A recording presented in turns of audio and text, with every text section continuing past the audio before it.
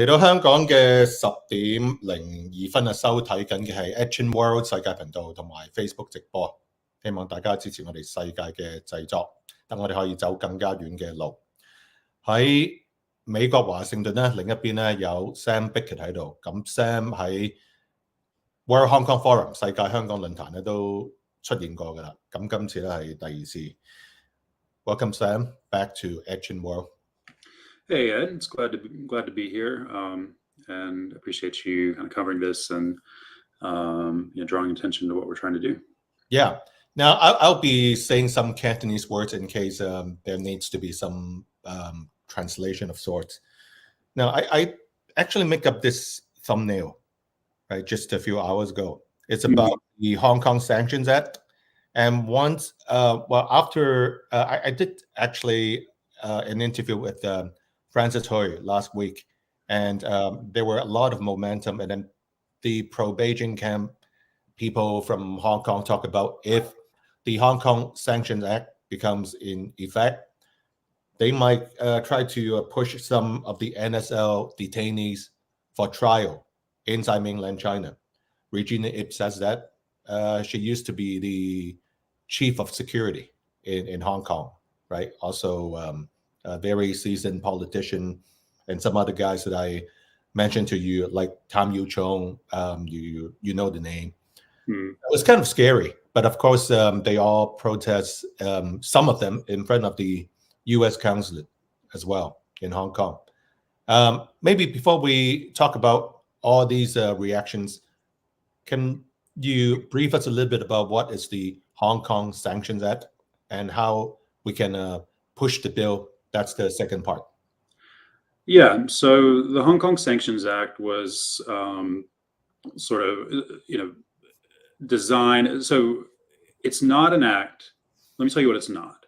It's not an act that says these 49 people will be sanctioned. What it is the government, the U.S. government already has the power to issue sanctions for Hong Kong. We've all been, and members of Congress have been frustrated, and both parties, by the way, Democrats and Republicans in Congress, bipartisan, have been frustrated by the administration's slowness on issuing sanctions as they're required to do. So what this bill does, bipartisan bill, is it basically requires the president and the White House to go through this list of names and explain to Congress within a period of time why these people should or should not be sanctioned individually. The idea is that when the White House has to actually say yes, they should be sanctioned, or no, they shouldn't, it's going to be very hard for them to come back to Congress and say no, any of these people shouldn't be sanctioned under the law, and it essentially will force their hand on issuing at least some or most of these sanctions. So that's the idea. For those who aren't in the U.S. or aren't that familiar with the U.S., just sort of the element there is that Congress really has the power to make the president on a day-to-day basis. And when I say the president, the entire executive branch, on a day-to-day basis, they kind of run their own thing. There's a lot of power that they can do on various things, and they can run the government and things like that. But Congress always, on most issues, has the power to pass a law to force the president to do something, and that's what this is. Okay, so how much more time is needed for this bill to be passed? Is it need more conviction? I know that President Biden's meeting with Xi Jinping next Wednesday in San Francisco, 99.99% chance now. It seems like. So, what are the chances for him? Because it seems like the U.S. Sino trade war and all the other issues that we know in the last 4 years, the relationship hasn't been good. But it seems like they want to break the ice as well. But at the same time, we know the humanitarian situation. You and I both know that some of the very well-known names, in this ticket, they are being detained for, like Jimmy Lai, more than 1,000 days already now.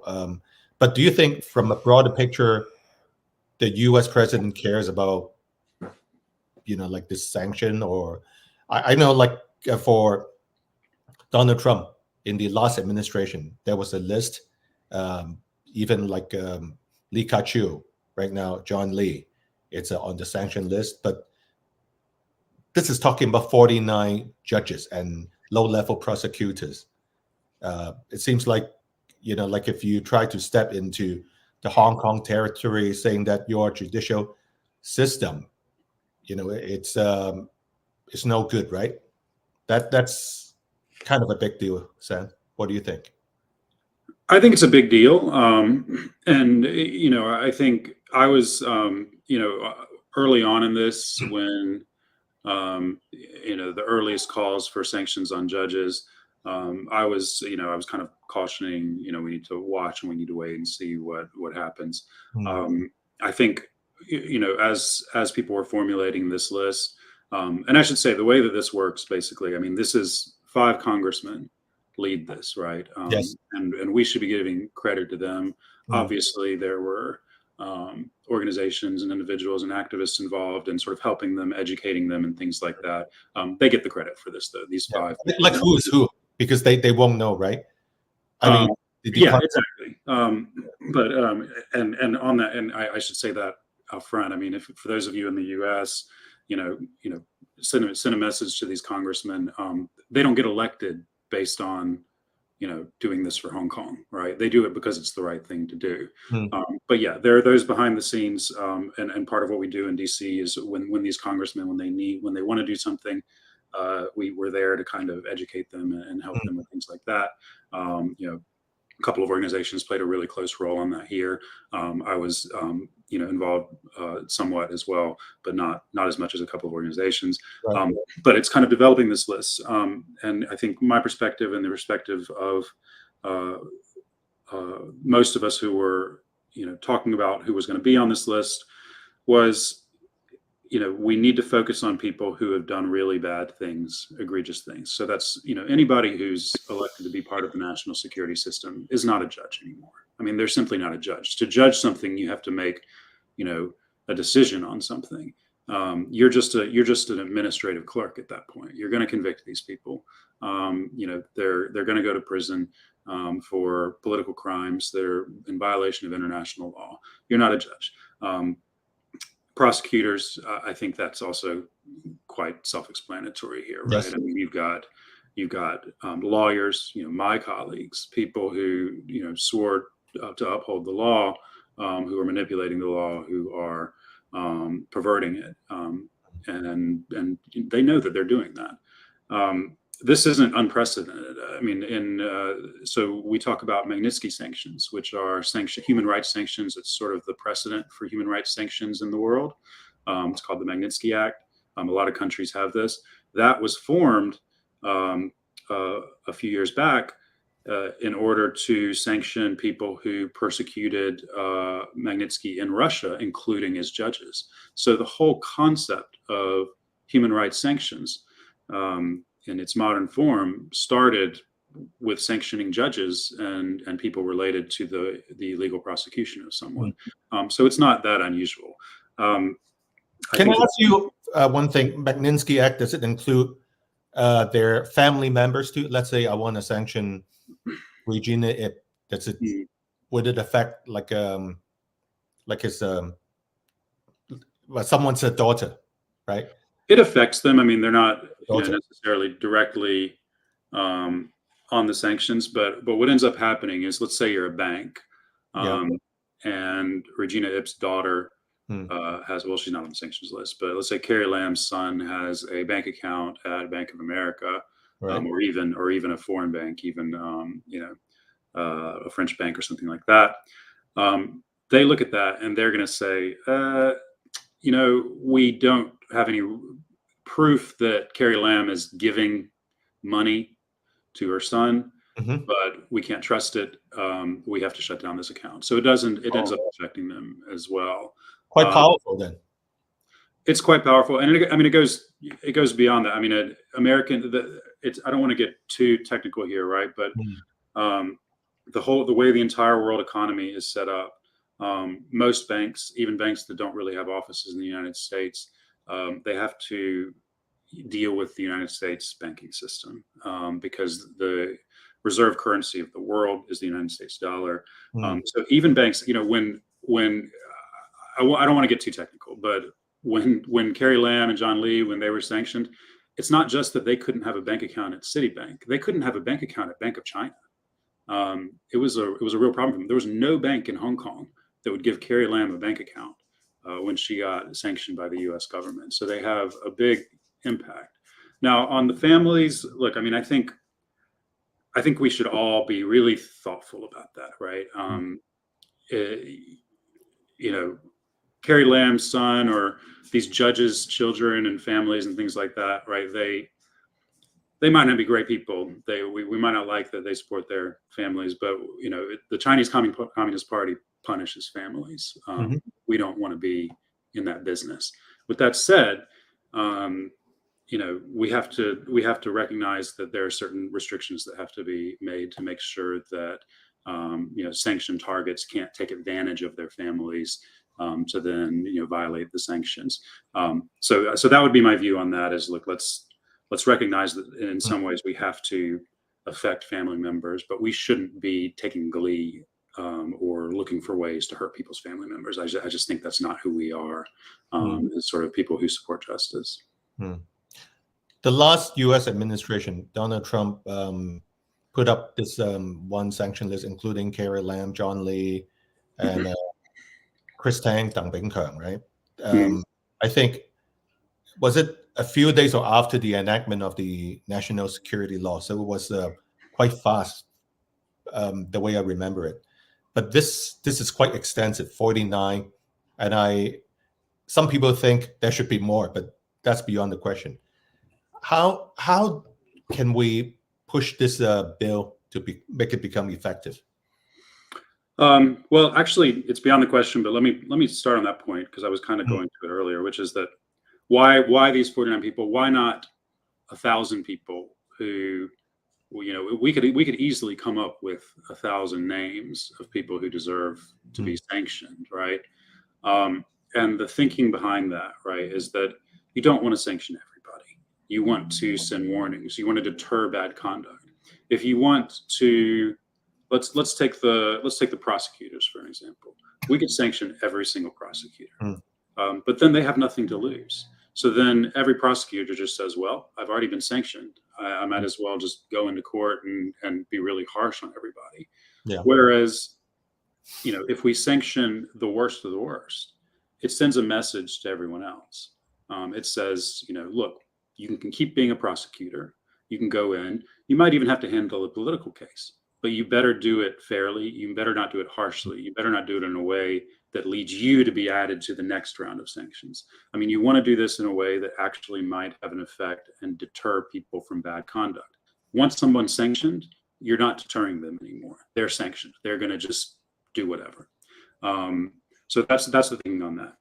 Okay, so now on the future of this bill, this thing landed with a lot of impact. And that's great, and it's a great start to the bill. The fact that it's not just the Hong Kong government that released one of their crazy, angry statements against it. Basically everybody and their mother in the Hong Kong government released a statement condemning it. The LegCo released one. Even like the Real Estate Association of Hong Kong released a statement. They have to, right? Yeah, I mean, there was just this really coordinated, angry response to it, and I think that feeds it. I think that in Congress is seen as, this bill matters because this bill is actually scaring them. And so, one thing we've done is we've tried to, take all of those statements from the Hong Kong government and educate and support the members of Congress who are pushing this by saying, this is what's happening in Hong Kong. Look, what you've done is having a big effect. It's impossible to know how long it's going to take, but I think that the fact that it landed with such impact is a positive sign. Now, there's a few ways that this can go, right? So nothing happens fast. Well, almost nothing happens fast in Congress. It'll have to go to committees. So first it'll go to committees. There's a great organization, Call for HK, which some of you might know. We work with them, and when it goes to committee, we'll coordinate a campaign, which you all should look out for, especially those of you in the U.S., to email your congressman and sort of ask them to push it through committee, get it moving in committee, get it approved in committee so that it can get to the floor. But right, there's committee in the House, there's the floor in the House, and there's committee in the Senate, and there's floor in the Senate. Then there's the president's desk for signature. So there's a lot of steps to go through. Now, the other aspect is a lot of times with a bill like this, it doesn't pass necessarily on its own. So one strategy that's used a lot is, instead of saying, let's bring this particular sanctions bill to the floor one by one, so you have to schedule a whole vote, get everybody in there, is you just attach it to something else. So there might be a big defense bill or a big China competition bill, or something like that comes through, what's called a must-pass bill, a bill that the Congress really has to pass. And then we try to get, or I say we do, but somebody in Congress who supports us will then add it to that bill. And then it really helps it get through, because that bill has to pass. And then it sort of just drags it along with it. So that would be one strategy as well. Now, I just can't tell you how long that's going to take. I mean, it could take months and months and months. It could be, relatively quickly within a couple months. One thing that we look out for is things that happen in Hong Kong that we can use to push for a response. So you mentioned earlier that right after the national security law passed is when we got sanctions. And that was because that was such an impactful thing that the US government wanted to do something. Now, coming up, hopefully in the next few months, we've got, well, I say hopefully, I mean, it is hopeful. I think hopefully in the next few months, so that they can stop sitting around in jail waiting. The Hong Kong 47, or whatever we're calling it now, the Democratic politicians, they're going to be convicted. I would really hope that a couple of them at least are not, but they'll probably all be convicted and sentenced. That'll be really impactful. Jimmy Lai's trial is coming up. That's going to be really impactful. And so when these folks who we all care about are convicted, that's a chance for Congress to say, well, we want to do something. And passing a bill like this is something that they can do. And part of what we do in DC is try to provide those options to them. So when members of Congress say, we want to do something now in response to this, we're ready. And we say, you've got the sanctions bill, you've got the HKETO bill, you've got the business transparency bill. What would you like to do? What can we do to help you? Right. So assuming that the pro-Beijing politician, of course, they are just doing a rah-rah show in front of the U.S. consulate. But, Regina, it's highly educated politician.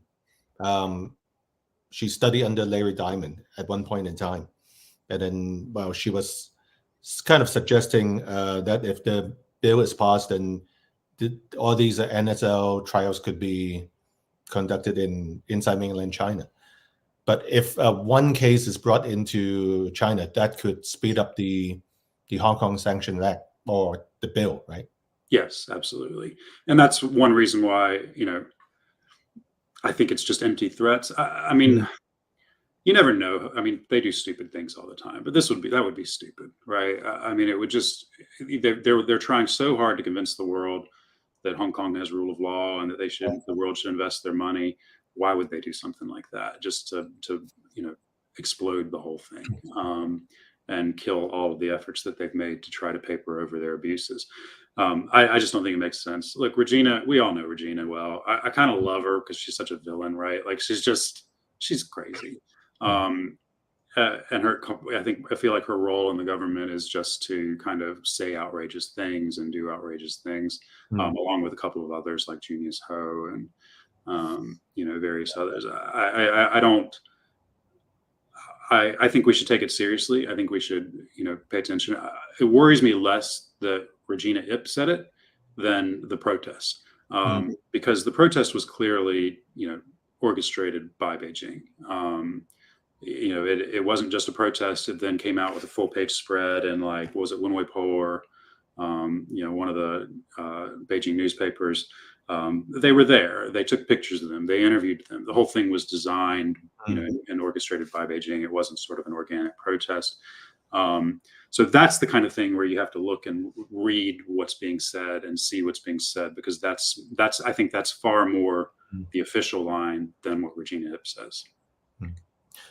Now, last but not least, next week is APEC. Well, there's a 99.9% chance that Xi Jinping will be in San Francisco.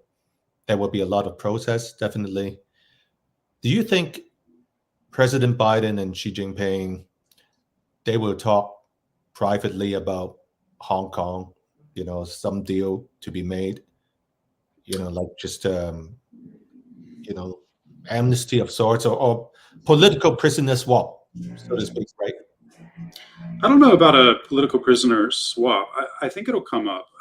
And look, I mean, on the meeting, I don't think it's inherently a bad thing that a U.S. president is talking to the Chinese chairman, right? It's there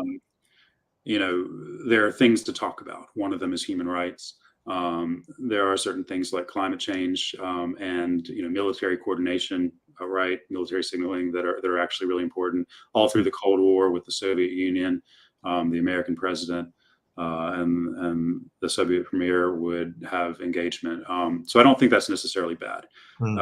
What is bad is what somebody like Gavin Newsom, the governor of California, did a couple of weeks ago, where he outright says before his trip to Hong Kong and to China that he's not going to talk about human rights. He's just going to have a friendly chat about climate change. You can't do that, right? I mean, and I don't think that the White House will do that. So I think that there will be, Biden and people under Biden, when they're having these engagements, they'll discuss it. Now, what we should be pushing is that they don't just mention it, but that they make it front and center. That when they say, we want to talk to you and we want to, create forums and things like that. All of that is contingent on engagement on human rights. We want them to put it in the middle and say, we can't have, a good working relationship with you on anything if you are continuing to do these outrageous things in Hong Kong, in China, threats to Taiwan, concentration camps for Uyghurs, right? All of these things have to be the front and the center of everything. The Chinese hate that, right? I mean, then they kind of just shut down the conversation. But if they're not willing to talk about it, then it's very difficult to, do anything else moving forward. I do think that it'll come up, but realistically, I think the main focus of the conversation for the White House right now is going to be on, engaging on the limited areas where the governments need to be engaging. But we'll see, and we should keep pushing on that and make sure that they're talking about the things we need them to talk to and hold them accountable. And we'll keep a close eye on this sanctions bill, or as Francis put it, Hong Kong Sanctions Act. Thank you so much, Sam. Sure, absolutely. Take care.